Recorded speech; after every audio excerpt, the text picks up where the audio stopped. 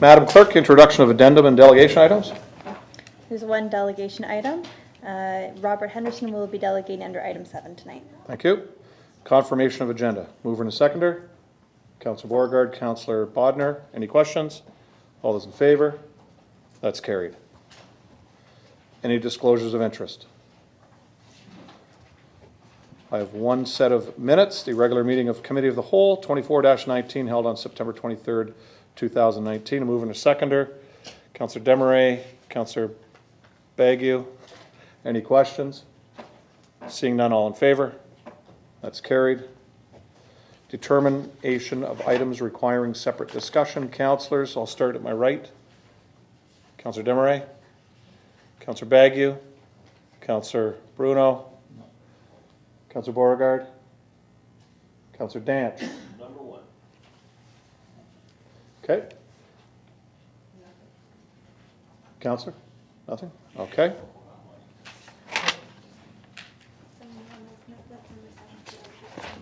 Oh, sorry, you're right.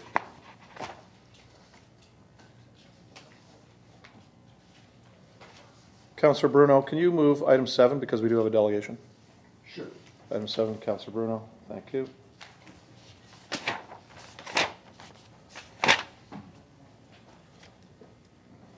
Okay, approval for items not requiring separate discussion. A mover and a seconder. Councillor Wells, Councillor Bagu. Questions? Councillor, question? No, sorry. All those in favor? I was just early on the draw. Yeah, you were. That's carried.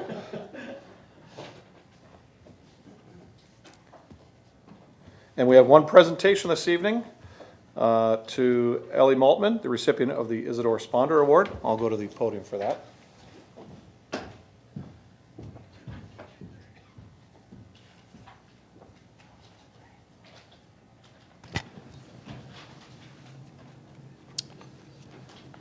Growing up in Port Colborne, Isidorus Sponder began swimming at the age of 15 in either Lake Erie or the Welland Canal or both, as most children of his age did. Between 1927 and 1933, Isidore competed against such noted swimming greats as Marvin Nelson and Gianni Gambi. During the era when the Canadian National Exhibition Marathon Swim was one of the premier world marathons, Isidore finished in the top 3 4 times. Good friend Ernie Marsh stated, he was quite a swimmer. He tried his best and brought considerable recognition to Port Colborne. Isidore passed away in December of 1986 at the age of 74. In 1993, the Centennial Pool lift for handicapped swimmers was dedicated to the citizens of Port Colborne by the Sponder family. With the decommissioning of Centennial Pool and building of the Valet Health and Wellness Center, the city, alongside Isidore's family, wanted to ensure his memory lived on in Port Colborne. In addition to his name on the donor wall at the Valet Health and Wellness Center, the city has created the Isidore Sponder Memorial Trophy to be presented annually to a member of the Port Colborne Piranhas swim team. The recipient is to mirror the traits Isidore possessed: in the water, a competitive spirit, dedicated to the sport, and always giving 110% win or lose. We are fortunate tonight to have 2 members of Isidore's family here with us. I would like to invite his nephew and former Port Colborne resident, Fred Horvath, and his other nephew, John Shaw, to say a few words. How you doing? Good, how are you? Well, there's only one of us. The other one's still somewhere in the Hamilton escarpment. I don't know where he is at this point in time. But Mr. Mayor, members of council, it's my pleasure to be here again. We certainly, on behalf of the Sponder family, thank you for continuing to keep Isidore in your thoughts and through this trophy. As the mayor indicated, 1927 was the first time there was a world marathon swim at the CNE, 21 mile long. The mayor indicated that over the next few years, he finished in the top 4, or finished second 4 times in the next 5 years. The interesting part, in 1929, he did that in over 9 hours. In the next 3 years, he did it just over 7 hours and finished second. I can remember a story, and some members of council remember me telling it in the past couple of years. took my aunt to Tuck's Jewelry to pick up a diamond necklace for my wife. By the way, it's my anniversary tonight, so this is on TV. Happy anniversary, honey. And Mr. Tuck said, you know, I know who you are. He says, I'm the one that helped my father engrave the sterling tea set that was given on behalf of the city of Port Colborne to Isidore. So in 1931, they closed the streets in Port Colborne to have a parade for him and presented the sterling silver, which is still in our family. And we hope to bring it out one of these years that we're here. We keep getting invited back. So just so you know, Isidore, the family, he had 3 siblings. Henry was killed in World War II, 2 days before the war had ended. He had Sophie Godak, who lived on Ferris Street on the east side. The family lived on 6 Athol Street and then moved to 128 Homewood. And Frances was the last one that was remaining, and don't know what she really did, but I'm telling you, as a kid growing up, she was the best baker and the cook around, and as we came home, we went to her house all the time for food.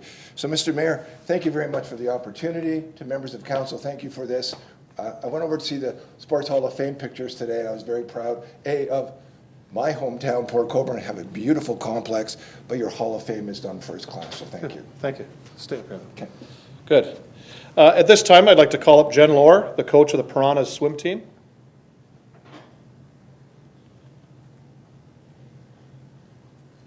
I'll say a few words before we start. Good to see you. Thank you. Thank you. Hello, everyone. I'd like to congratulate one of our wonderful swimmers from the swim team this summer who gave her all, every swim meet, every practice. Congratulations, Ellie. Very proud of you. Thank you.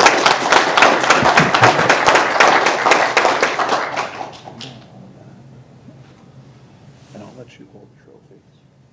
Thank you. So at this time, we are very pleased to announce that the recipient of the Isidore Sponder Memorial Trophy is Ellie Moulton. Ellie, come on up.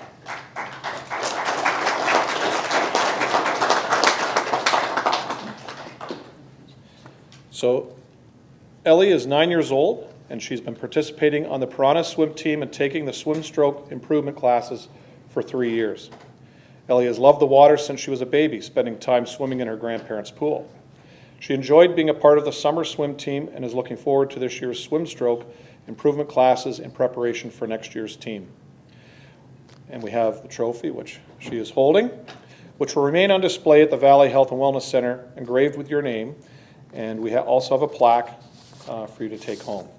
So if we can just show everybody here, if you want to just grab that side, here, grab it up here. So we have Ellie Moulton for 2019. And at this time, if I can have John present you with your plaque that you'll take with you. Well, let's get everybody in here. Oh, sorry. You guys hold that one.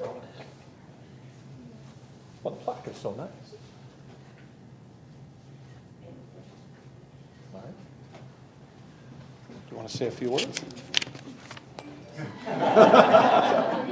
Thank you. Is that what you said? You're all set? Okay. Let's give a big hand.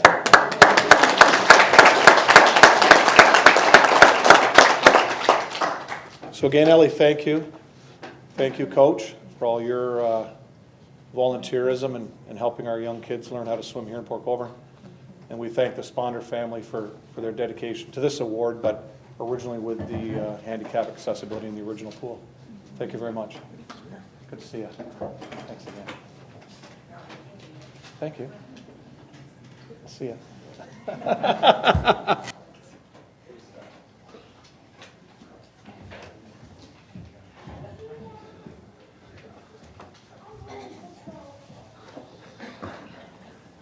Best parts of this job is our youth and volunteers in the city of Port Colborne and those that help make donations happen. Appreciate that. We have one delegation this evening, Cruz Ovenden of 48 Kent Street. Request to waive fees for cleanup of property. That's found on page 7 of your delegation section. Is Cruz here? Yeah, if you want to come up to the podium.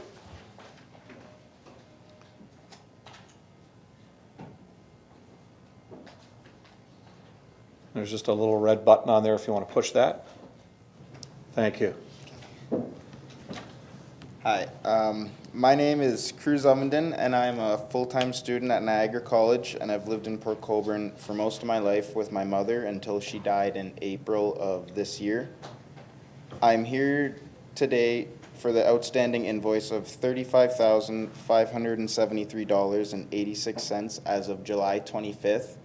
As the letter from my lawyer shows, I will be the sole beneficiary of the estate. My mother started having mental disability and hoarding problems while people took advantage of her by dumping anything onto the property, including half a sailboat dumped by a contractor that buys houses under power of sale.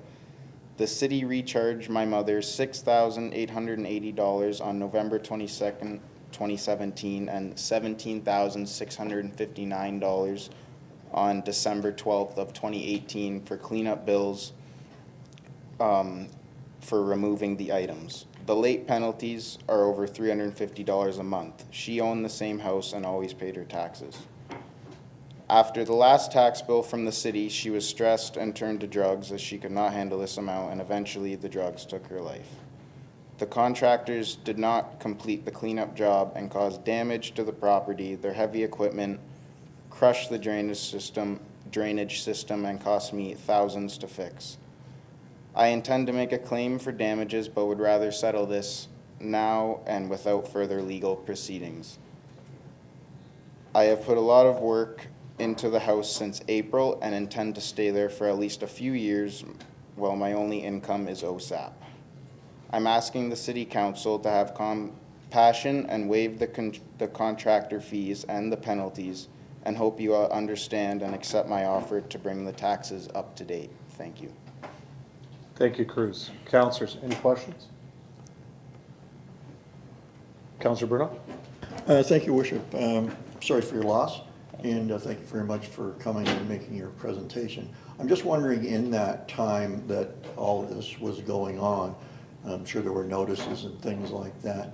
Were you aware of that, or did you have power of attorney? Were you speaking on her behalf? No, I didn't have anything at that time. It was her.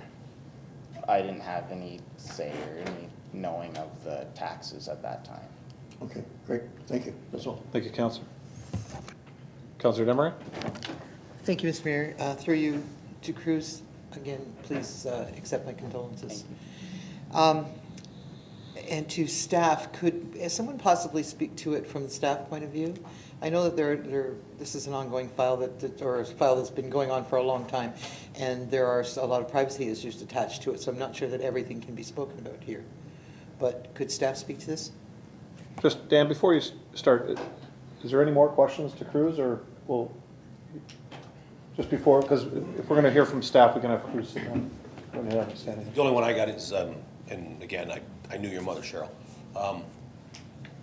You're saying the services were damaged, like they were crushed due to equipment on your property? Or? Yeah, the big forklift crushed and made huge divots in the. It was like a gusset kind of in a weeping tile in the middle of the two properties, and it damaged it. It sunk it in a few feet, and they damaged a bunch of tiles into the property as well. A bunch of tiling. So and it no longer worked after that? Or? Yeah. Okay. Yeah. My question. Thank Okay, thank you, Councillor. So no other questions? So Cruz, the councillor has some questions for staff, so instead of having you stand there, if you want to just sit at the front there, in case there's anything that comes out of that. Thank you. Mr. Aquilino. Thank you, Mr. Mayor. Yes, this was an ongoing complaint more than once. It was resolved the first time. We had to bring our contractor in to clean up the property. File was closed. We got a complaint again. Eventually, we had to bring in our contractor once again, remove the material on the property.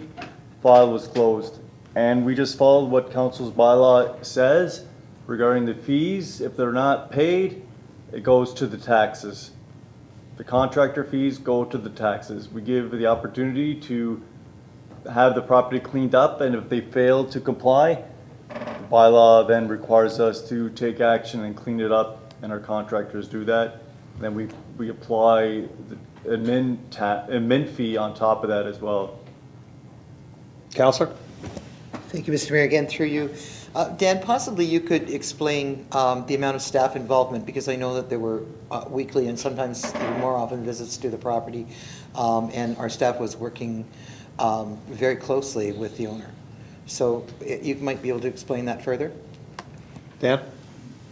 Thank you, Mr. Mayor. Through you to Councillor Desmarais and all of council, just like any bylaw complaint, we try to work with the property owner to get compliance. That is the goal. Our last resort is to take action to have our contractor remedy the property and get compliance. So through that and through all of the weeks and months this has gone on, staff have been involved several times visiting the property, ensuring that material was moved, relocated, to then have the property more compliant. Things were done, but at the end of the day, the property still did not meet the bylaw that we follow.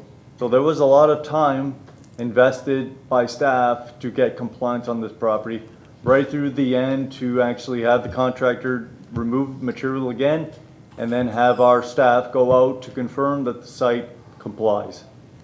Counselor? Thank you again, through you, Mr. Mayor. I think I have a question really to put to the other councillors, and that is, do you feel you have enough information presented to you to make an informed decision? Because I know that I would think it would help to have the pictures. There were many, many pictures taken of the various visits, and to have a full accounting of what has gone on here. But I think that must happen in closed session. I'm not sure because of the Privacy Act and how that falls. I just want to make sure that council has enough information to make an informed decision, because the last thing you want to do is make the wrong one, or just not be fully aware. Okay, I'll go to the clerk on this one. Madam Clerk? There can be an update in closed session with the information, but there is some information that can be circulated to council regarding the file now that it's closed. As well, some questions can be answered as they are by Dan tonight, because Cruz is here and accepting of the discussion. Okay, Counselor? Actually, a couple questions first. Yeah. Counselor Bruno? Thank you, Worship. Through you, and perhaps back to Mr. Cruz, if he could come back up. Yep. Mr. Cruz, I'm just wondering, because I think potentially there's two issues here. There's all of the claims surrounding apparently this debris and cleanup and the ongoing that. And then there is the potential for a claim of damage done by the contractor. Is that? Yeah, okay. Yes. So I'm not sure that if we were to adjudicate this properly after all the information, that those are two standalone things. Whilst you might see them as offsetting each other, maybe at the end of the day they offset each other, but the reality is that on the alleged damage to the property, that's then could involve our insurance company, us, you, and can take on a whole new life of its own. And so I think those things have to be dealt with separately. That's my response at this point, notwithstanding that if there is a settlement at the end, it's, this check is here and that check is there. So I think it would be important for us to take some advice on these two issues and if they can be commingled. Okay. So I'm not sure if that's for the clerk, if that's for us to run by legal, or if you care to venture into that. Madam Clerk? As council, you can decide to waive fees, but we always recommend when it comes to insurance that everything is adjudicated through the insurance company. So Cruz would be welcome to come to my office and file a claim, and I would submit it to the insurance company. Okay, Counselor Clayliff? Through you, Mr. Mayor, to Cruz. Could I just ask you, you said your mom was very ill the last little while and you weren't really aware of everything as far as what was going on with the bills that were coming in. Did anyone ever come forward on her behalf or speak with council at that time to let them know the medical issues that she was facing? No. Okay, so she just didn't respond to any of this? She didn't ever come forward herself and speak that you know of? Or? No, I don't think she did. I'm afraid not. Okay. Thank you. Madam Clerk? So staff was in contact with your mother on several occasions. Okay. Okay. Counselor Baggett? Thank you, Mr. Mayor. Maybe for Mr. Aquilina, when did this all start? Do you have a date or a month or a year or? Through you, Mr. Mayor, to Councilor Bagu. I don't have the exact date, but I'm gonna say in about 2017, when the first complaint came in and then when action was undertaken. It's been some time we've been dealing with this property. Okay, Counselor? But I can provide the exact date and I'll provide that to council. It's a matter of just getting that information. I can email that out tomorrow if council would like to know that. Thank you. Counselor Wells? Through you, your worship, to Dan. Have there been any other similar situations where they have been come before council and council made some decisions on those before this one? Dan?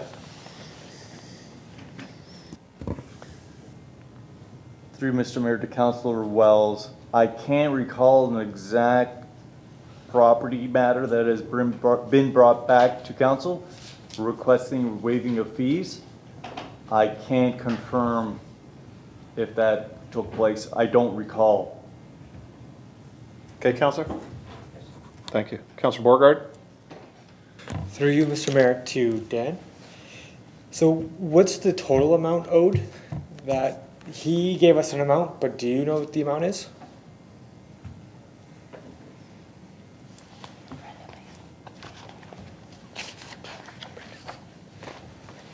Or staff, if Brenda, do you know? It's just for the cleanup? Just in total, what he's asking to be waived anyways, which I believe is. Through the cleanup is $24,450. Just the cleanup, there's other charges that haven't been paid yet either as well.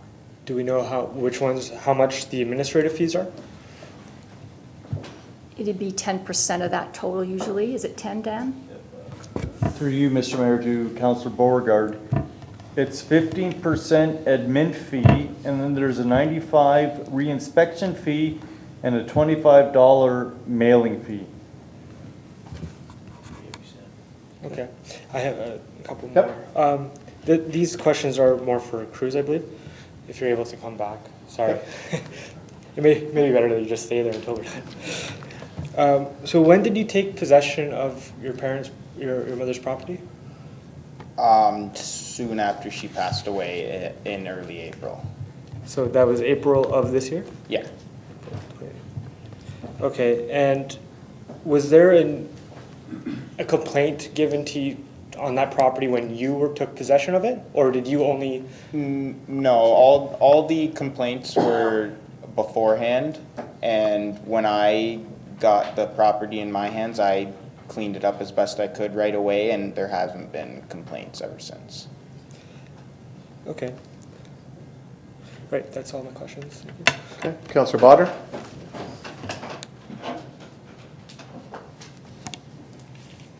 Thanks, Mr. Mayor. Through you to Dan. Somewhat on the line of Harry's question, and it might be helpful for the people here and people watching us. Is this a one-off situation as far as charges go, or has this happened to other properties, just so people understand? Yeah, through Mr. Mayor to Councilor Bodner, no, this takes place, unfortunately. We have to bring in the contractor as per the bylaw, and that's taking place, and there is a cleanup that just was completed out in Ward 4, and the thousands that pale in comparison to the situation tonight, unfortunately. Counselor? All set? Counselor Bruno? Thank you, Worship. Through you to Mr. Aquilina. Dan, Along the way, and you may have referred to this and I didn't quite catch it, were there issues of compliance with the order along the way? And then things fell into non-compliance, and then the contractor had to be brought in? Through you, Mr. Mayor, to Councilor Bruno, that is correct. Complaint came in. As I said originally, we tried to work with the property owner to get compliance. Several communication back and forth with the property owner. And then we have to lay the order. We give them a deadline as to when it needs to be in compliance. When that does not work, then we bring in the contractor. We inform the property owner that the contractor is on the way. This is the date that the contractor is coming. Counselor? Thank you, Worship. Perhaps for the clerk, cut me off if we're getting into an area where it has to go into closed session. I guess where I'm going with this is, it seemed like there was an understanding that there was an issue, and then there was compliance. And something happened along that way that either then there was non-compliance and contractors had to be brought in. And so it would be interesting to hear in that full explanation as to if there was a definitive time, if it correlates to the lady's issues. I'm just concerned that there was no disavowalment of responsibility. It just seemed to go on and reach ahead. But I really don't, I'm with Councillor Demery. I really don't know enough about that. Wasn't here in 2017 or most of 2018. I really would like to get a full briefing on all of this in terms of where that is, just to round out for me to make an informed decision. Thank you.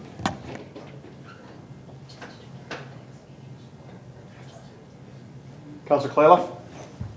Through you, Mr. Mayor to Dan, I guess. So Cruz's mother owned the property at the time that all of this went on, and all these charges went against her. She's passed away. So the charges are left with the property. So what if the property had just been sold? Would those charges be owed by whoever purchased the property? Through Mr. Mayor to Councillor Clayliff, all of the charges are laid onto the taxes.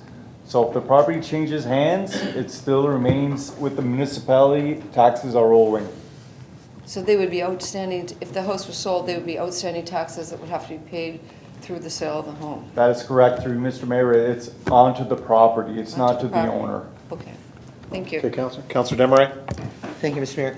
I would actually like to refer this to staff to further inform council in whichever way they see fit, so that we could sit down together and come up with a decision that best fits everyone. That's good. And a date to come back, Counselor? I would say as soon as possible. Next meeting? Sure. Is that fine? Okay, so we have a motion to refer this back to staff to allow the councillors that weren't involved in this situation from when it started to bring us up to date. Can I get a seconder to that?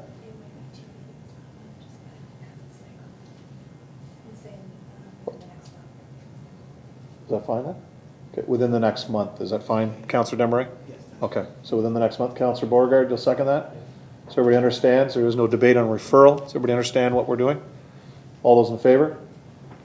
That's carried. So staff will get a hold of you, Cruz, with regards to what happens when it is coming back to us, so you can come out to that meeting, okay? Great, thank you, Cruz.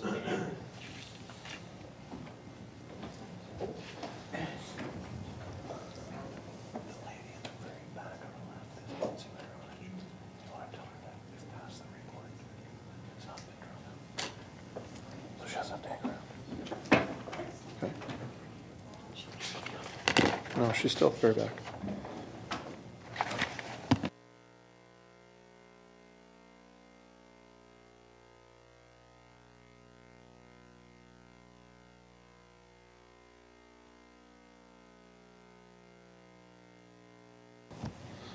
Thank you. On to the mayor's report.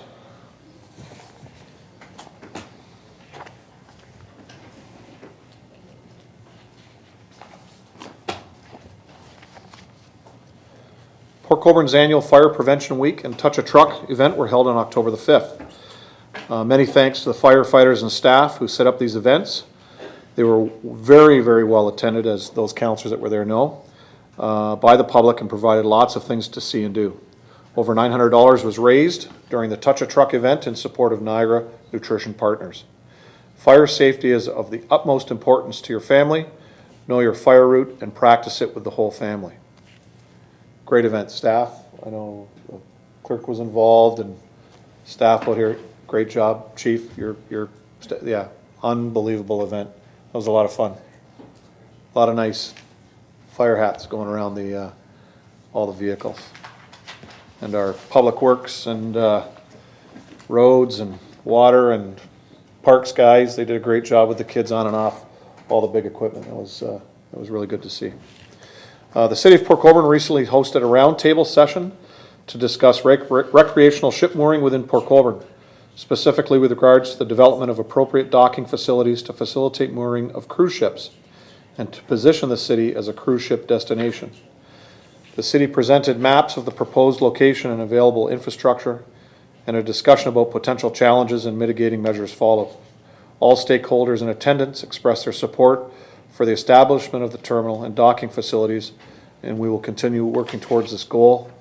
I would like to thank specifically the St. Lawrence Seaway Authority, Snyder Dock Services, the Great Lakes Pilots Association, Mike Kilpatrick, and his American counterpart for the Lakes pilots out of the U.S. for attending the meeting. Some great discussion and some resolve has come with this. You're going to see things moving a lot faster than we have in the last little while with the Seaway coming to the table and some work being done within our city, so stay tuned.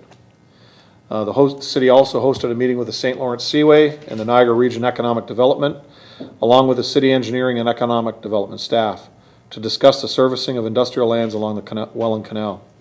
The St. Lawrence Seaway indicated a willingness to service its 86 acres called the Riverlands, which for those in attendance is right next door to the former Robin Hood, the current Cirrus building, and also additional lands that they own on the east side of the canal. If the Seaway moves forward with this servicing or partners with the city, this would present an opportunity for the city to meet the unmet need for serviced industrial lands which exist within the market. The discussion explored the East Side infrastructure project currently being undertaken at the region to determine the best point to bring the servicing across the canal. The parties briefly spoke about 3 proposed crossings and those options, and whether the implication for future land servicing is being considered, and whether any land servicing activity could piggyback on this project. Since this started a few years ago, actually under former Mayor Badaway and then Mayor Maloney, what has come to the table now is not just this, the region and the city of Port Colborne with the Seaway, but also CNP Power and Bell Telephone all want to get involved in the tunnel going under to do the servicing for both the Barrack Road area under the canal and up through the east side canal lands that go north towards Welland. Discussions are to continue next week. A meeting has already been set up with both the St. Lawrence Seaway and the Niagara region. Will be attending those. Overdose Prevention and Education Network of Niagara, Prevention Working Group, guided Niagara Region Public Health, are working on their strategic planning process by focusing on prevention. This is a testament to the awareness and leadership of the group by focusing early action on the more immediate pillars of harm reduction, treatment, and effective and empathetic enforcement, while ensuring that the first stage of planning is on prevention. In order to prepare a prevention strategy report, a survey has been created. The survey takes about 10 minutes. The survey includes questions about drug use in Niagara, how it affects the community, what might work to prevent drug use, and your personal experience with drug use. Today's survey marks one of the final phases towards a report, a wider community questionnaire to understand the public's thoughts and beliefs about substance abuse and its prevention. The online survey will be available until November the 30th. You can access that at www.niagararegion.ca/health. We're once again seeking your children's wintry Christmassy drawing of our annual Christmas card. There's a few examples here of what we've done in the past, both inside and outside the cards. We'd like to see your child draw images of Port Colborne in the winter. We will be accepting drawings until November the 8th, and Nancy Giles of my office has been contacting all the elementary schools in Port Colborne to get the kids involved.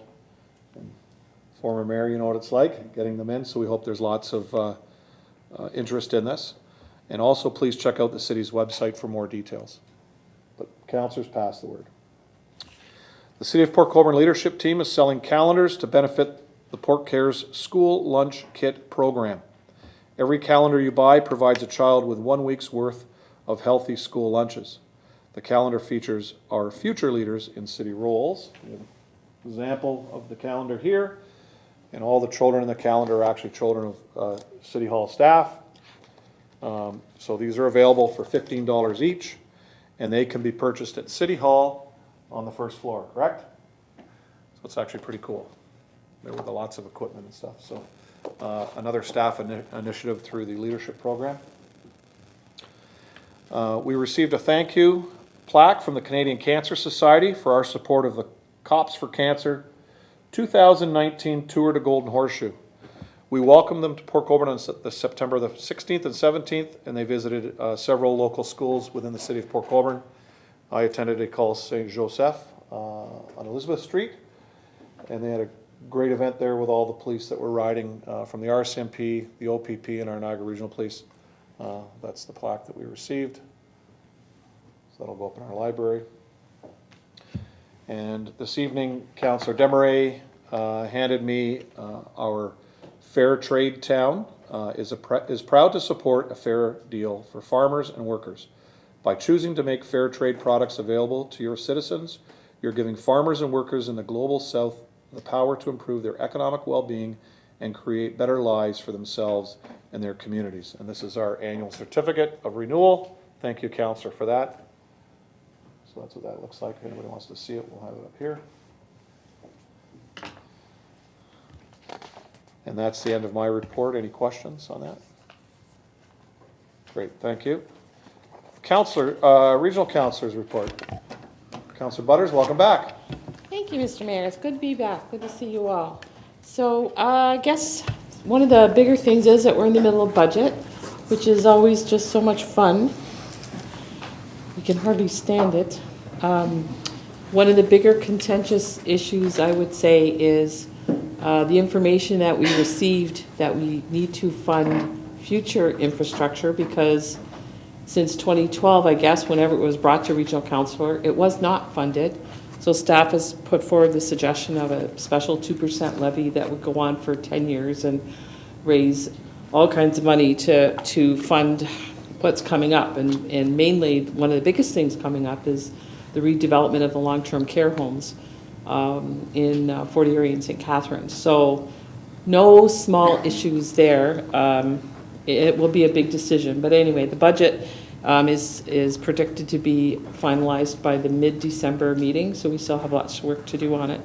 The other thing I'm going to let you know about is there's work being done on the official plan, and so there's public information centers being set up. The closest ones for Port Colborne, anybody that would want to go to their information center meetings, it's a place where they are going to inform and gather input from the public. So Wednesday, November 6th is 5:30 to 7:30 at the Region. November 7th from 4:30 to 7 is at the Gale Center in Niagara Falls, if that suits you better, or at the Leisureplex in Fort Erie on November 14th. And those would be the closest ones to Port Colborne. And we meet again on Thursday. Special meeting, I think, starts at 4:30, and then the regular council meeting's at 6:30. So anybody that wants to tune in or join us, be most welcome. Thank you. Any questions to the regional councillor? Councillor Bruno. Thank you, Worship, through you to Councillor Butters. Councillor Butters, could you just recant, were you saying that the region was or should have been putting 2% aside for capital works, and since 2012 that has not been the case, or were you talking just the last term? Councillor? The information that was given to us, that it was brought forward in 2012 and each year after that for those sitting at that table at that time to make that decision, and it kept getting put off. And I'm sure that the people sitting around that table, maybe at that time, there was all kinds of other pressures that they had to deal with as well, but you can't put this stuff off forever. So now we've got 2 long-term care homes that are going to be redeveloped and need to be, because if we don't, it puts provincial funding at risk. So this isn't like, oh, we just feel like doing it. This is like, we got to do that. So, so yeah, since 2012 and whatever reasons they chose to not put that money in the cookie jar. Okay. So. Thank you, Councillor. Councillor Demeray? Thank you, Mr. Mayor. Through you to Councillor Butters. I just want to pass along my pet peeve, which I've already shared with the mayor before. But when the region says they want our opinion, they really need to make an effort to come here to get it. For us to have to go to the regional headquarters or to go to Niagara Falls or Fort Erie, they could just as easily allow it to happen here. So if you could pass that along, I'd really appreciate it. Happy to do that. Thank you. Okay. Questions over here, councillors? Barb, were you at the last public health meeting? Yes. Did they mention the homelessness issue with regards to what they're moving forward with? Did they discuss that at that meeting at all?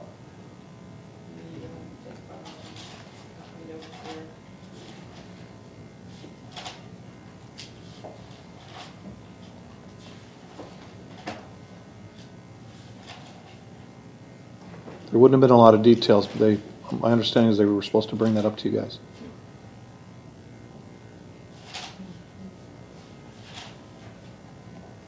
We've had quite a few presentations on it Yes. over the past This is a fall. Yeah, this is a new initiative that came out from a It's like roundtable $1 million. a Friday ago. No, this is something totally different, so maybe they didn't bring it forward yet. So this one's October 8th, that meeting. Yes. So there was youth shelter diversion pilot. That was on the docket for that day.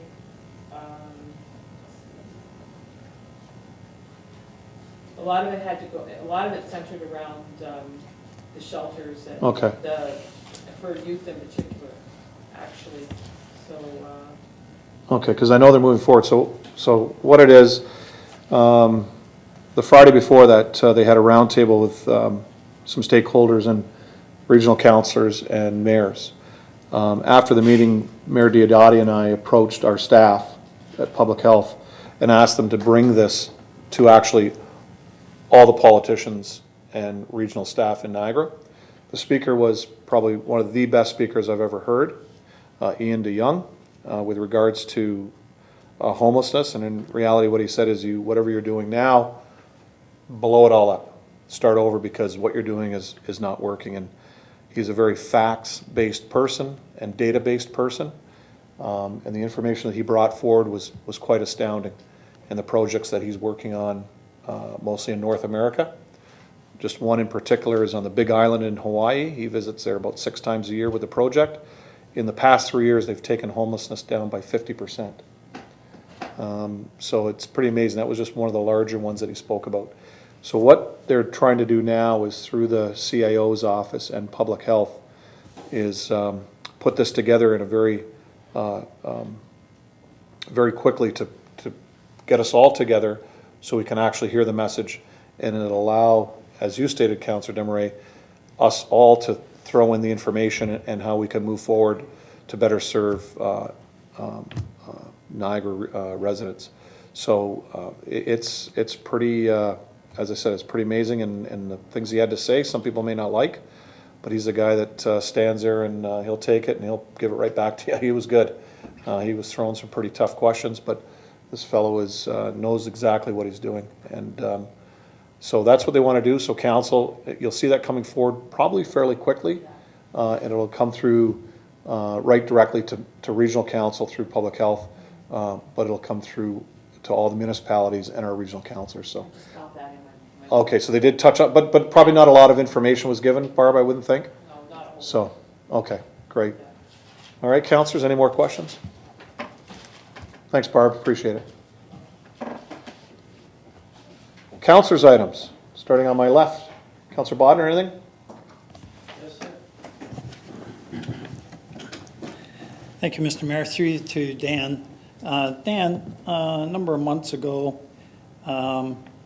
we were looking at updating our fill bylaw, and I just wondered whether you could give us timing on that and what we can expect when that might be done. Dan? Through you, Mr. Mayor, to Councilor Bodnar. Actually, I'm having a report drafted as we speak, and will be at the council agenda for October 28th that will touch upon council's direction back on July 22nd regarding the fill bylaw, and to also have myself review the planning projects that are to be completed and the budgets that would be required. So the fill bylaw will be one of the items on in the report.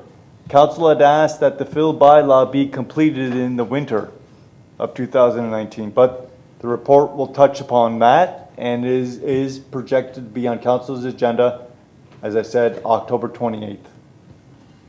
Okay, Councillor? Okay, Councillor Cleliff? Thank you, Mr. Mayor. I've got a letter I received from the Friends of the Port Colborne Lighthouses that they asked me to read to everyone tonight. And they said, "Dear Mayor Steele and Port Colborne Council, the Friends of the Port Colborne Lighthouse wish to express our appreciation to the city for the consideration and support we have received from various departments within the city. We were thankful for the generous financial donation from the Grant Committee. Their consideration of our application assisted with payment of our annual insurance. Luke Rowe, event coordinator, assistant and volunteer coordinator, was most considerate of our group. He ensured that lunch and snacks were delivered to the marina for the lighthouse volunteers throughout the canal days. He attempted to accommodate even the most finicky volunteers." I think that's what it is. "The volunteer banquet was most enjoyable and much appreciated. The city certainly has gone out of its way to demonstrate that its volunteers are valued. The Historical Marine Museum has welcomed us to participate during their Canal Days event and Christmas Festival. This gives us an opportunity to promote and raise awareness regarding lighthouses. In September, we had 37 lighthouse enthusiasts from the U.S. Lighthouse Society visit the city. The city provided welcome gift bags. Our thanks go to Donna Cleliff, Councillor, for supplying these, which was good. For Port Colborne Lighthouse appreciates the assistance received through the years in our endeavor to negotiate with the St. Lawrence Seaway and the other government agencies to offer lighthouse tours and hopefully eventually acquire stewardship for these historic structures. Our group, Friends of Port Colborne Lighthouses, has very recently become incorporated as a nonprofit organization. We hope that the Lighthouse Group can continue to its cooperative relationship within the city for the coming years. With great appreciation, Lynn Meyer." Okay, Councillor. Thank you. Councillor Danch? Just a couple things. Main Street BIA meeting tomorrow night, 6 o'clock. It'll be held at my building center on Main Street. Anybody that would like to attend can go to the rear of the building to the red door, so-called, and all are welcome. Second thing, we've got a little thing going called the Taste of Port Colborne. It's going to run from October 18th to the 27th, and it basically features a whole bunch of restaurants in Port Colborne, and I might as well run through them. So you got the Smokin' Buddha, Lock Pizza, the Saucy Pot, Canal Site, City Tavern, never been there. Amigos, San Marcos, Breakwall, the Flying Squirrel, Belmont, and La Dolce Bakery, and I think they're looking for a few more. So anyways, it's just something to do for people to get out and eat in Port Colborne. Pretty much eat in all those places, and they're all pretty good. So if you'd like to, please attend. Thank you. Thank you, Councillor. Councillor Borgard? Through your worship to Ms. Gregg, a little while back, we had a motion go forward in regards to a report for compostable straws. Can you give an update about that report?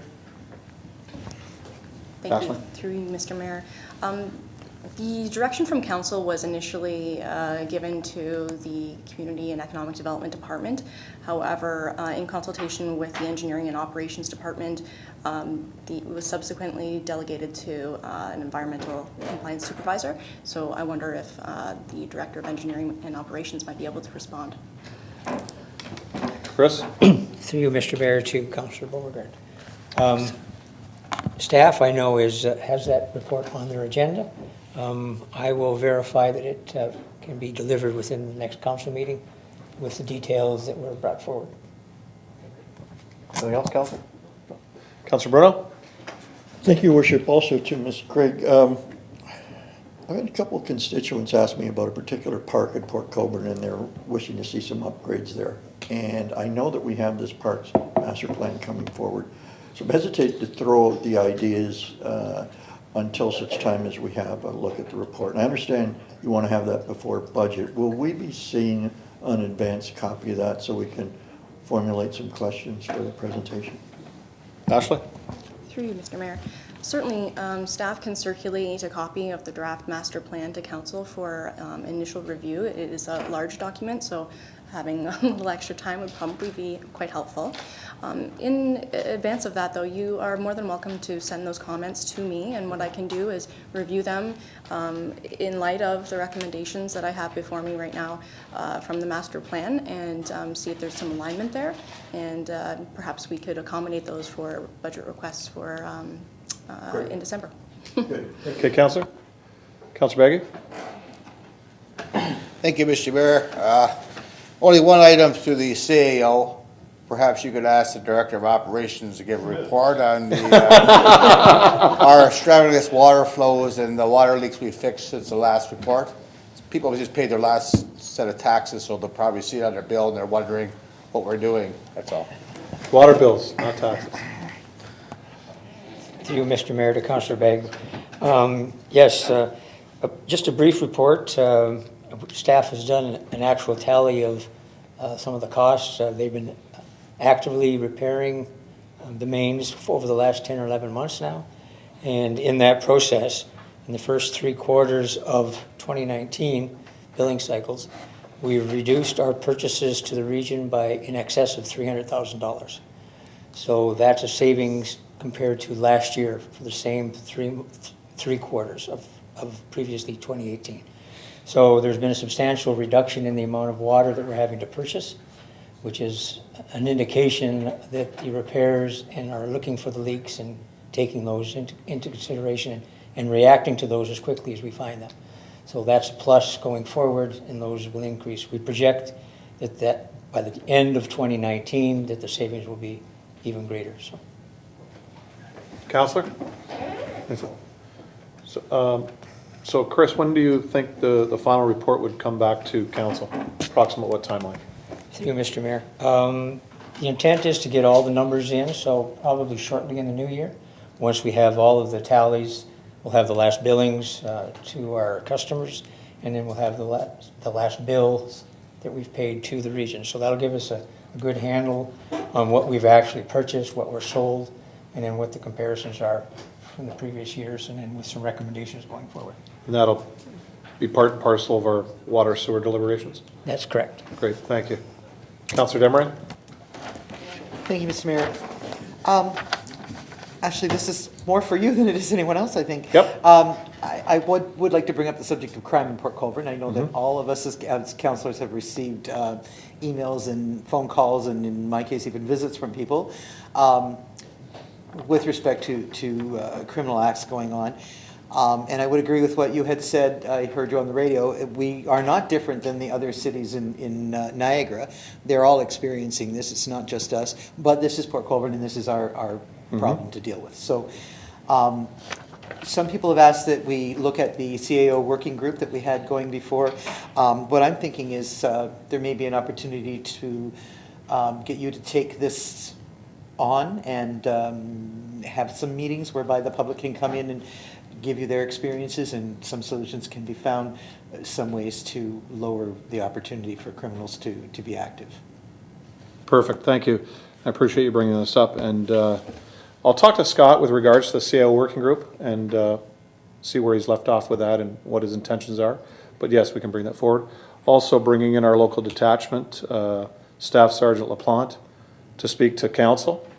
He does do some yearly talks to council, so we can bring him in with that. I do meet regularly with our staff sergeant and also 2 other officers through the Port Colborne detachment. with regards to what is going on in Port Colborne. And I do appreciate what council has done, because we've asked this before, is the things that you hear, get it to us, get it to my office, and we can give it to the appropriate police services area through the chief, through Staff Sergeant LaPlante, and things can be looked after. One big thing is, and we've discussed this, you and I discussed this earlier, is the fact that if it's an emergency, you call 911, first off. Secondly, if it's not, and you don't need emergency service right away, please make the reports online, or you can actually phone those in, but the online system works. I talked to the clerk today. They're actually going to put a link directly to that page on our current website, but our new website, which will be designed fairly soon, will have, it'll be a lot easier to navigate. So that is being done. The other thing I want to congratulate is the public out there, because the police have been doing their due diligence, and they made 2 arrests recently, and it was from information they received from the public. When the public gives information, the police can do their jobs. The hardest thing in policing today is that you can't just drive up to somebody or walk up to somebody and stop them and start asking them questions. The carding issue, as we've seen out of the Toronto area, is not an option for them. It's quite hard to actually stop people. However, if a citizen gives a report, gives a description of the person, what they may have been wearing at the time, height, weight, things like that, hair length, beards, non-beards, whatever it may be, male, female, then they can see somebody, and then they can actually stop them. It gives them more probable cause to stop these people. And that's what's helping right now. So they are making arrests. There are things that I won't speak about that the police are doing in Port Colborne, because that's not my job, that's their job. The chief, his deputies, and our police departments and detachments are working very hard on this issue. And Councillor, I thank you for bringing it up, because it's not just a Port Colborne issue. And today is not like 1980 when we had 395 boots on the ground. We have 326 boots on the ground today. Today's issues with not just homelessness, the drug addiction, mental health are huge.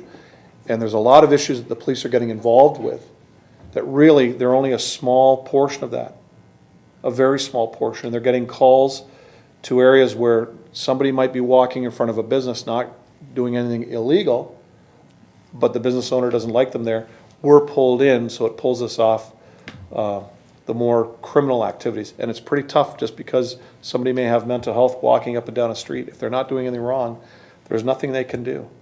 So what I spoke about earlier with Councillor Butters with regards to homelessness and those issues, there's a whole myriad of things that we're working on, both at the region and the police services, that we're hoping to help in all municipalities across Niagara. As you said, it's not Port Colborne. We are working very diligently. We're working very hard on this. It's not the easiest issue today. And as Councillor said to me earlier, you know, they do arrest people, but all of a sudden the courts, to me, don't give the strongest of sentences, and people are out fairly quickly, and some of them are back doing what they were doing before. So it's a vicious cycle that we have to work with. And as I said, our police service is working very hard.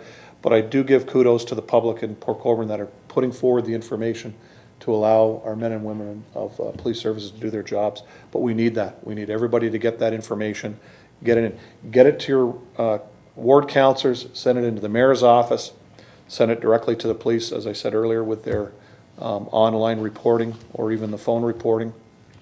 But get us the information.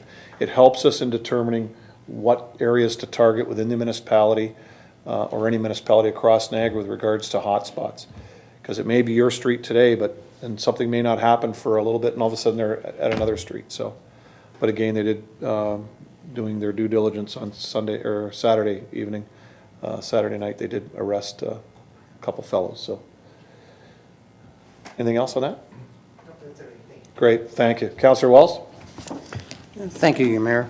I have a few things here. To start off with, I would like to thank Ms. Griggs and her staff for taking care of the leaks at the Shirkston Community Center and the Bethel Community Center. They are now happy that water's not coming through on them. So, I guess, yeah.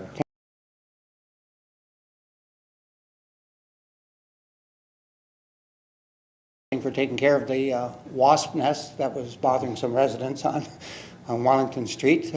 That was done in a very quick time, and it was very appreciated, and I got compliments on that. Also passed on compliments that I received in regards to the mowing that's being done in Ward 4. Apparently the operator is outstanding. Some of the mowing that he's been doing has been the quality on it has been very articulate. He's been able to get around posts and things that have been missed in the past. And so compliments to that. Compliments to Barb for taking on the challenge of establishing a meeting on November the 12th in regards to potential problems between septic systems and water wells. That'll be happening with the Public Health Department and Regional Niagara. So look forward to being part of that. Then on last week, I attended as an observer a Niagara NPCA Source Drinking Water Protection Committee meeting, and Port Colborne was the talk of the meeting. And I've discussed this with Chris already, regarding a couple of issues. Port Colborne is recognized as having the most vulnerable source water protection requirements because of where our water intake is and its proximity to servicing of vessels and various industries along the canal, and as well as the sewage works systems, the systems that are there that have been having some overabundance of breakages and leaks that are being worked on. Chris advised me this week. So it was a very interesting meeting to hear about that and to be there and to see that Port Colborne is being looked after on that part. The other thing I'd like to do is to, through you, your mayor, to Dan. Back in August, there was a motion that was put through in regards to updating the bylaw for firearms and noise. I was just in that anticipation was that would be coming back by the end of October, and I was just wondering if there's any status update on that. Dan? Thank you, Mr. Mayor. Through you to Councillor Wells, I believe it's sitting with our legal for review. And once that is done, then we can report back to council with the full report. Thank you. Thank you, Dan. Just a notice that on October the 26th, between 4 and 6, the Sherkston Community Association is holding their Happy Halloween barbecue. So anybody that's interested in attending, please put on your mask and come on out. One other thing, one concern was raised to me in regards to heavy truck traffic on 3rd Concession. And through you, Mayor, maybe to Chris, is there anything we can do about getting some signs up to put a notice on 3rd Concession that it's not a heavy truck route? Chris? Through you, Mr. Mayor, to Councillor Wells. My understanding at this point is that it hasn't been designated as a non-truck route yet, 2nd concession. Third concession? Third concession, yes, 3rd concession, you're correct. I'm sorry. Time warped to 2nd. Anyway, yes, we can have a look at that and definitely put some signage up for 3rd concession. That's good, because there are some damages that are occurring right now to the roadsides. You can actually see it. It's just going to end up being more problematic for us in the future. And But just before you go on, so just to be clear on that, Chris, it is a designated truck route then? Concession 3? Through you, Mr. Mayor, to yourself and Councillor Wells, no, concession 3 is not a designated truck route, concession 2 is. Okay. Thank you. okay, thank you. That's it. Good. Thank you, Councillor.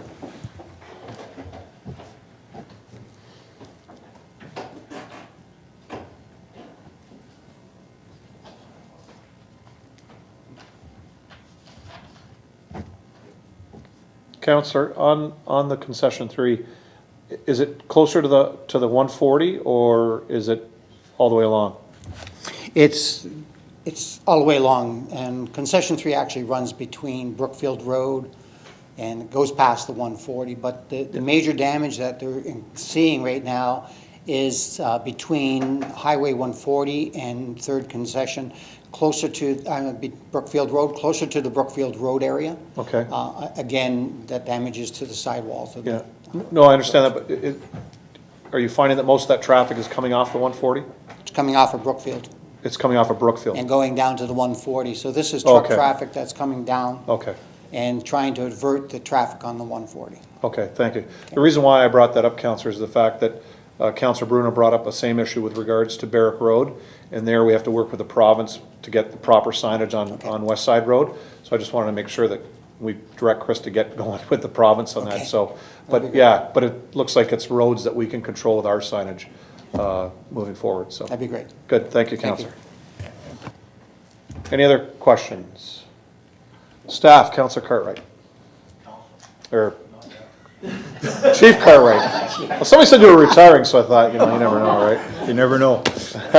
Your worship, thank you. Several things, actually. I've written down a couple more as we've gone on here this evening. First thing is the most important to me is the fire safety program in the city.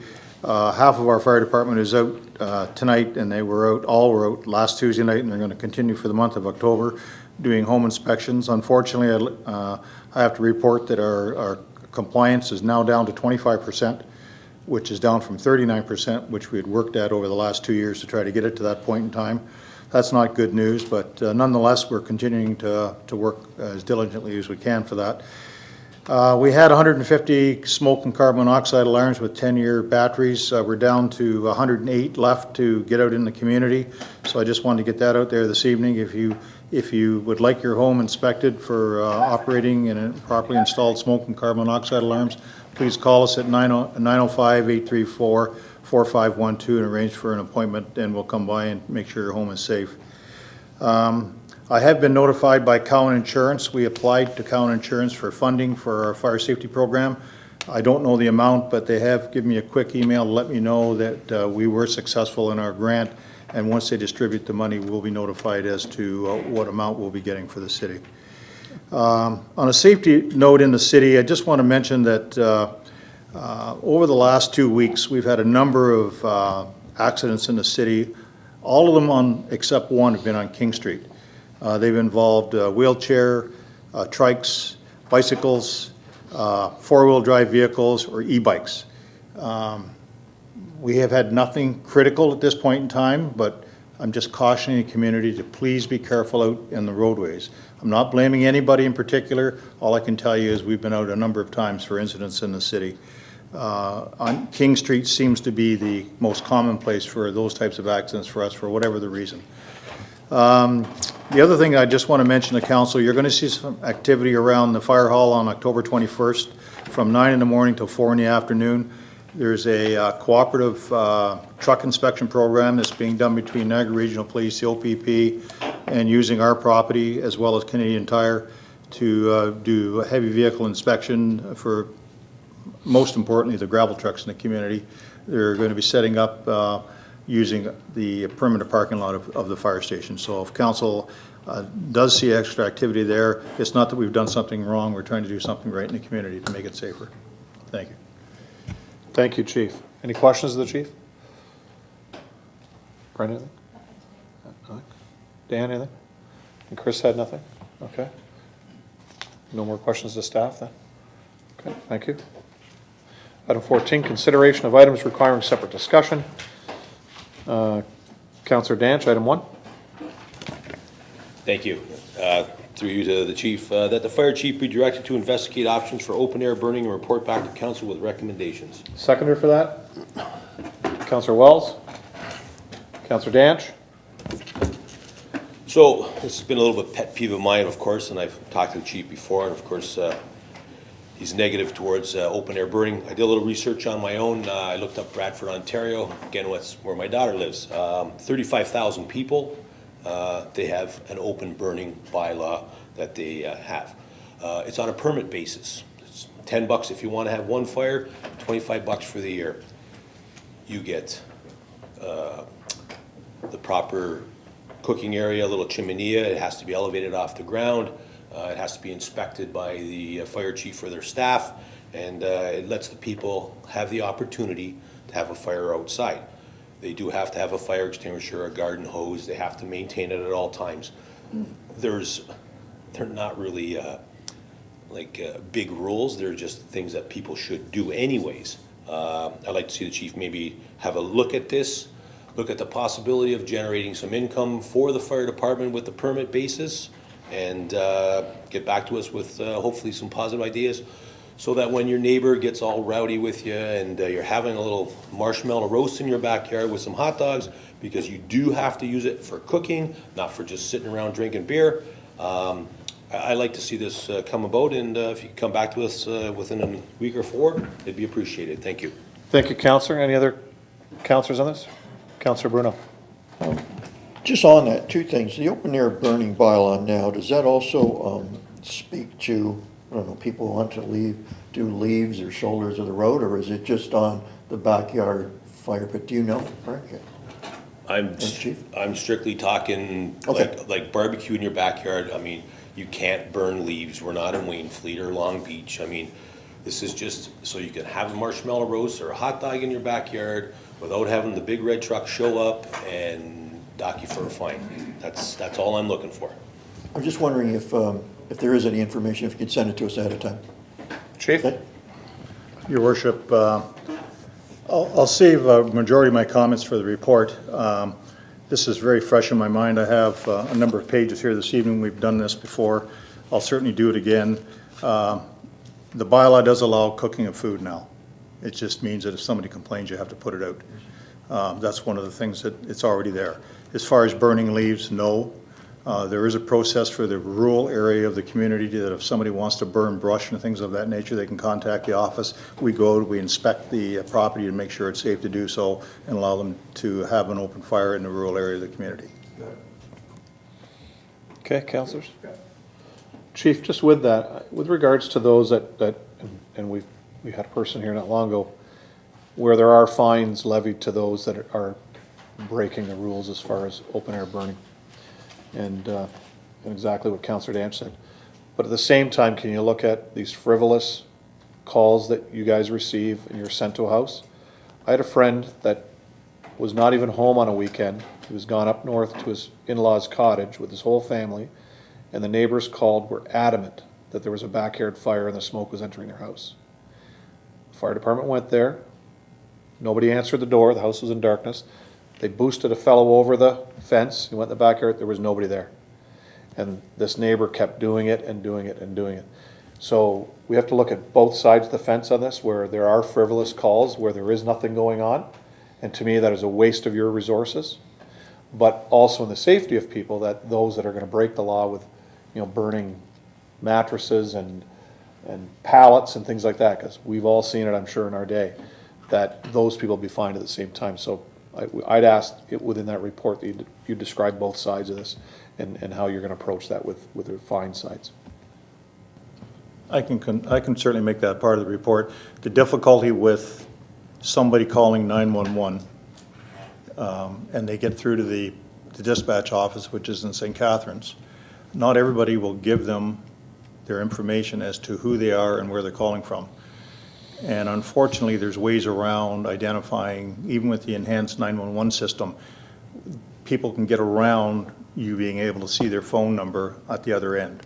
So there are times that certainly I don't disagree with what you just said, because we do in fact run into that from time to time. But the reality of the situation is the dispatcher, even though they can't identify the person, they always send the fire department to be safe. Oh, definitely, yes. That's one of the downsides of a permit system. Even though a permit is issued, if we get a call, we still have to go. So our call volumes will definitely increase. Okay. All right. I look forward to that report. Councillor Desmarais. Thank you, Mr. Mayor.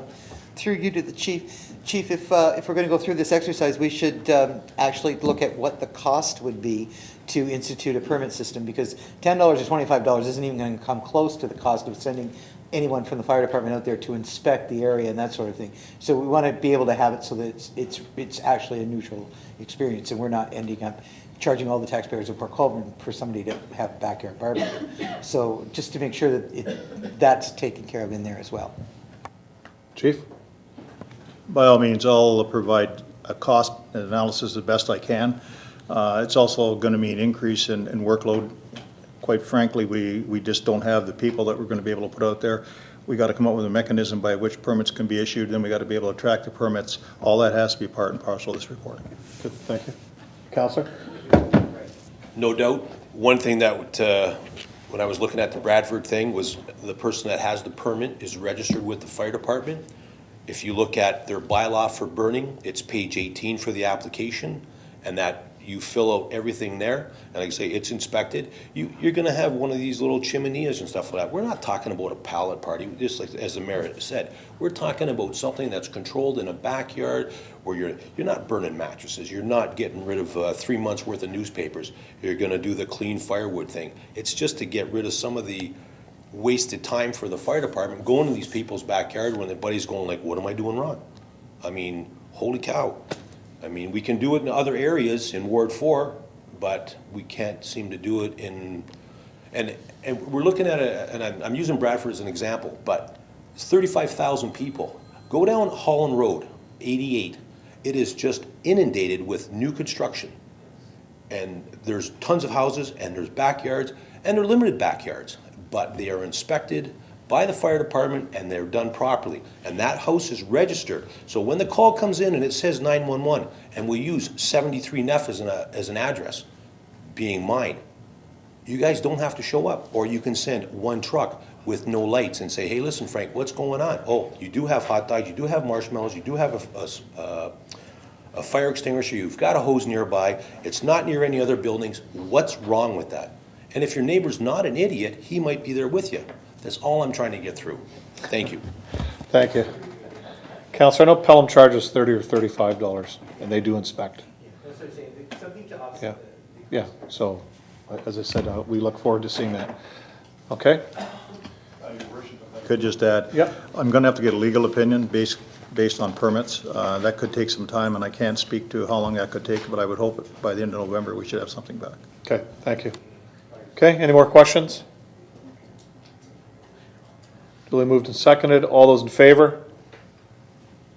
Opposed? That's carried. 2, 3, 4, 5. Item 7.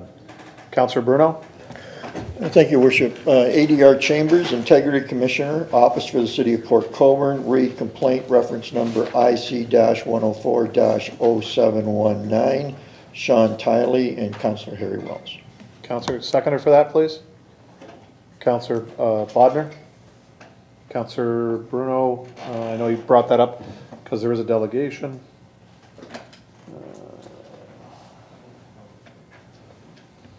So we do have a delegation on this item. It's Robert Henderson from Niagara Water Protection Alliance. Robert?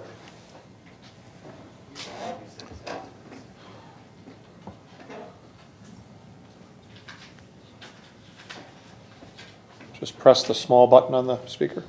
Thank you.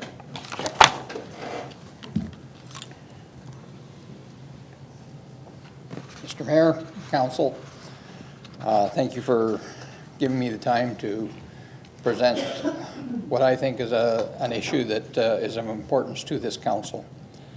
It's a disrupting of the political processes.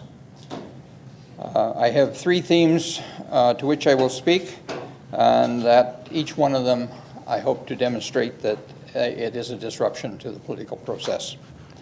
Those are divide and conquer, influence versus manipulation, and the past is a roadmap to the future.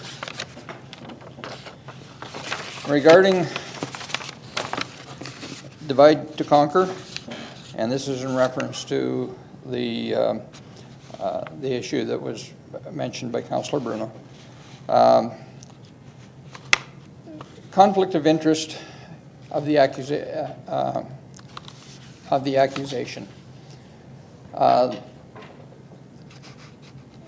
I think it is known that in the accusation, the employee from Port Colborne Quarries makes reference to 6 factoids. And I say factoids because, as it turns out on inspection, they weren't facts. That in itself demonstrates to me that the person didn't do their homework before they spoke. In response to the accusation, there's a lot of reference to the site alteration permit and also reference to rezoning. And they seem to flip-flop back and forth between those two issues. The issues, in my mind, can't be separated. And an analogy would be if one thinks that they can have unprotected sex and not have a baby, then they're delusional. And I think that the report has that aspect to it, that it tries to, at some points, divide, and at other points, it tries to lump them together. The way I see it, it is not an all or nothing project. It can be 3 projects in chronological order. The first one is fill the hole, and the gross revenue from that is about $500 million. That number comes from simply multiplying the 14.1 million cubic tons by $35 per metric ton, which is the going rate in Niagara Peninsula for filling of construction spoil. The second aspect of the project is to sell the land. That's got a gross revenue of around $6.5 million. That number comes from multiplying the 166 acres by $40,000 an acre, which I am told is an asking price for the parcel of land that is currently owned by Valet and that's adjacent to Pit 1. And the third one, couldn't put a price on it, but because the parent company of Port Colborne Quarries is a construction company, they would have the opportunity to quote on what the customer wants.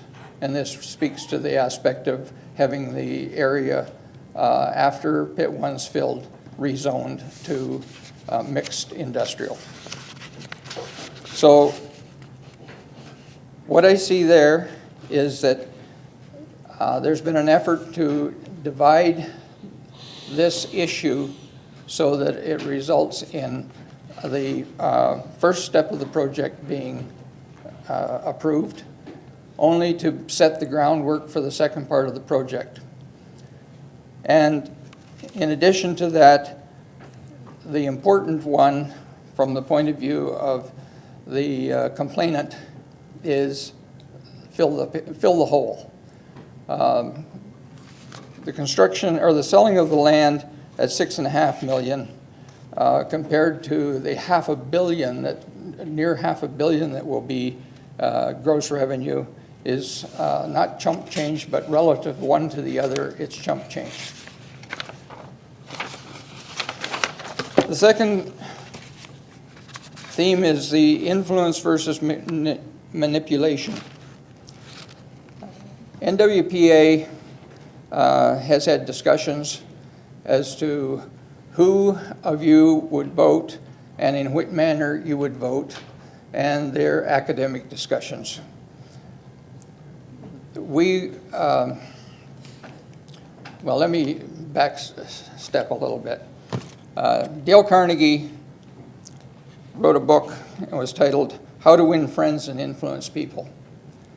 For many years, I was of the wrong assumption, and that I thought it was how to win friends and manipulate people.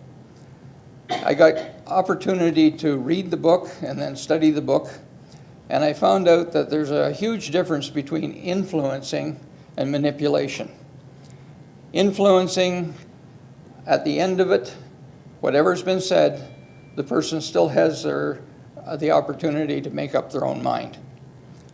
So at NWPA, we've decided that what we're trying to do is influence. We're not trying to manipulate. And to that end, we have a two-branched approach that we take.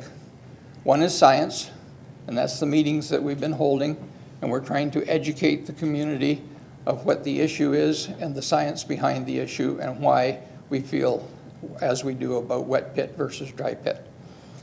The other is the political, and that's the signs and the letters that we've asked the community to write to you people. We've been told that politicians respond to numbers, so that's why we're doing that. It's come up a number of times that we're there to influence and not to manipulate. I think that Port Colborne Quarries has crossed the line from influencing to manipulating. They probably knew that Councillor Wells had recused himself. They probably knew that he had sought advice allowing a reversal of his recusing himself. And actually, when I had discussions with Councillor Wells, I had told him that I was disappointed that he had recused himself because I didn't feel that I was getting representation. And as a voter, that's what I had actually voted for him as one of the councillors for Ward 4. He, at that time, told me that he was seeking an opinion as to the recusal, as to whether it could be reversed. I thought it was on the basis of water, health, and the fact that myself and many others had asked that he still be able to represent us. In reading the report from the Integrity Commissioner, I find out it was about money. That there was very little reference to the altruistic aspect of whether water in the form of a healthy aquifer that geologically is measured in eons could risk being contaminated in a matter of decades by human activity. However, it is what it is. But with the action that Port Colborne Quarries took to contact and complain to the Integrity Commissioner, we feel that they've stepped over the line from influencing to trying to manipulate. And quite honestly, we don't like it. And that falls to you, the council, because you're the ones that potentially, if you agree that it's manipulation, you're the ones that are being manipulated. And we don't like that either. It also falls to the aspect of my first point of dividing to conquer. The very process involved many hours of discussion, rebuttal, and divides the efforts of Councillor Wells from doing his other work within the community. So to go to the third point, which is the past is a roadmap to the future. I'd first like to talk to qualifications. Councillor Wells has on his website, or on the city's website, a curriculum vitae, and it indicates that he's an engineer with 40 years experience in waste management. Further to that, in the Integrity Commissioner's report, it makes reference to 10 years involved in a disposal site. So looking at the 9 of you here, and having read all of your curriculum vitae, Councillor Wells, in my opinion, is the most qualified to deal with this topic. And yet, through the processes that have been thrust upon him, he's been sidelined. He hasn't been able to voice his opinion, not only to the public, but to you people as well. And I would hope that with his experience, you would be looking to take benefit from that experience. Robert, you have a minute left. Thank you. Thank you. The last point I make is municipal elections and timing. Our election process is known as first past the post. It's a horse racing reference. Mark Twain said, "History may not repeat itself, but it rhymes." We've had an election November 2018. The site alteration permit request was deferred to the incoming council. In the interim, if you're a gambler and you're ranking the horses in the race, why choose a restaurateur or an outlander when you can put your money on a past winner with the experience of running? That decision is a steal. Donations are a matter of public record. Some donors are motivated by helping a friend. Others have more serious intentions with influencing things. And I use the term influencing because it ultimately comes down to the public's vote. My question here, is this another aspect of disrupting the political process? And is history going to rhyme the next election in 2022? That is my conclusion. I believe that we're seeing an example of political democracy being tested. And what I would like is for you to do whatever you possibly can to maintain the integrity of the process and govern. Thank you, Rob. Thank you. Thank you.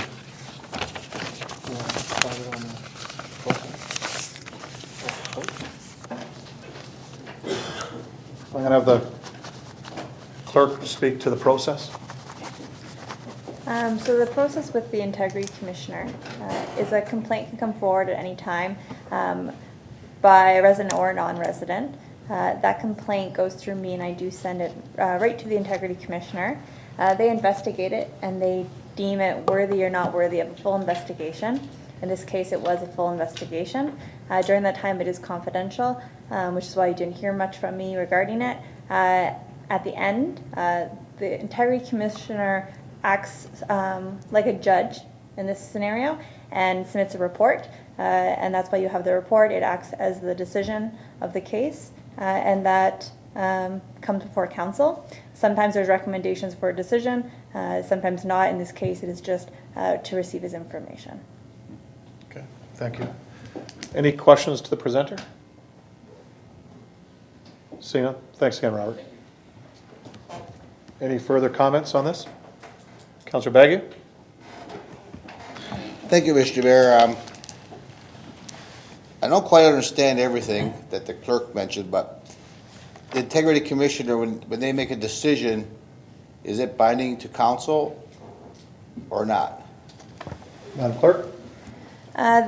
We've appointed an Integrity Commissioner, which in this case is lawyers from Toronto, Ted McDermott, and they make a recommendation to council on whether they would like to move forward with court proceedings against a councillor regarding the Conflict of Interest Act.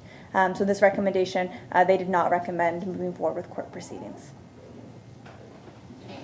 Thank you, Mr. Mayor. One more question. Yep. If someone's not happy with the report of the commissioner, is there a appeal process to the Integrity Commission? I'm not suggesting I'm not going to do it, but I just want to know. Madam Clerk. Through the chair, there is no appeal process. It would just be like the same as, I guess, a judge having a ruling. The appeal period would be going to court and to be fighting against that appeal, that decision in court. But again, there is no decision in this case. Okay, Councillor. Anything else? Okay, seeing none. All those in favor? Accepting this for information? All those in favor? Opposed? That's carried.